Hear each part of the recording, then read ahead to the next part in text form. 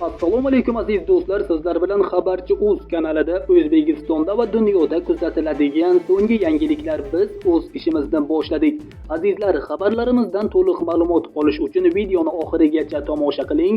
Video ostida bir dona like tugmasini bosib, keyingi videolarimizni o'tkazib yubormaslik uchun albatta kanalimizga obuna bo'ling.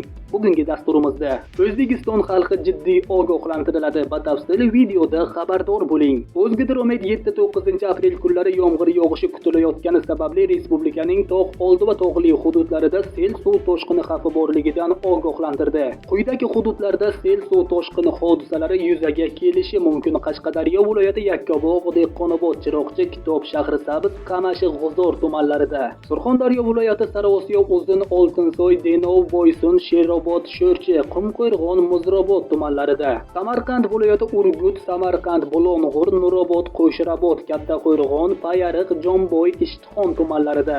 Navoiy viloyati Xatirchi, Navbahor, Nuroto, Konimeh, Karmana tumanlarida. Jizzax viloyati Zomin, Baxmal, G'alla, Orol, Sharof Rashidov, Foruch, Yangiobod tumanlarida. Toshkent viloyati Ohangaron, Bo'stonliq, Parkent, Piskent, O'rtachirchiq, Yuqori Chirchiq tumanlari va Angren, Olmaliq shaharlarida. Namangan viloyati Pop, Kosonsoy, Chortoq, Chust, Namangan, Yangiqo'rg'on tumanlarida. Farg'ona viloyati So'x, Shohimardon, Farg'ona, Beshariq tumanlarida.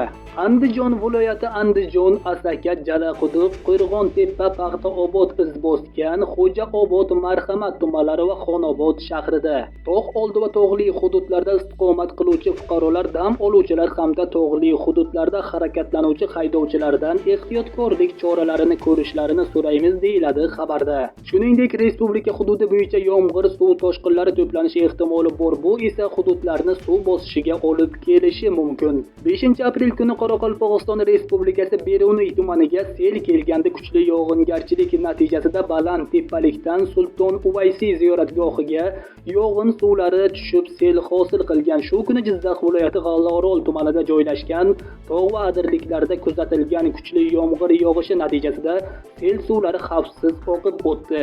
Sizlarga yetkazmoqchi bo'lgan ma'lumotlarimiz shulardan iborat edi. Xayr, salomat bo'ling.